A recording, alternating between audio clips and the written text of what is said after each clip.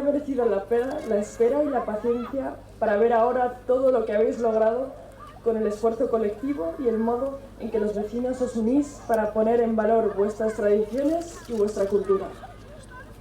Acabamos de verlo en la muestra que nos habéis ofrecido de cómo era la vida hace muchos años. Y lo que más me ha impresionado es la recuperación, que ya habéis conseguido consolidar, de los sidros y las comedias. Vaya mérito tiene que cada mes de enero pongáis en marcha esa mascarada invernal. Y me encanta ver a mujeres haciendo de sidros, pegando esos saltos con las varas de avellano y los cencerros. Y el ingenio que le echáis a los textos de las comedias.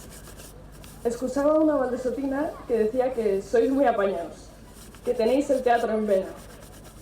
Y desde luego ya lo veo.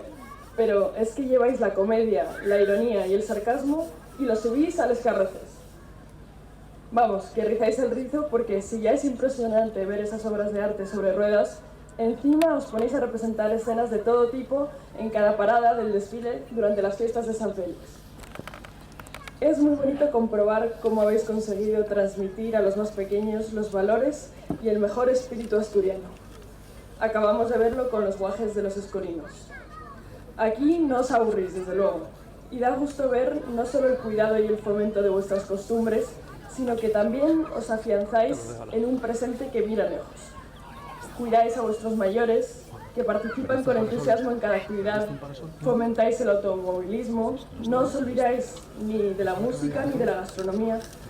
Habéis contribuido al éxito de la impresionante senda de Valdesoto, conserváis vuestro patrimonio arquitectónico y os apasionáis con vuestro Valdesoto Club de Fútbol.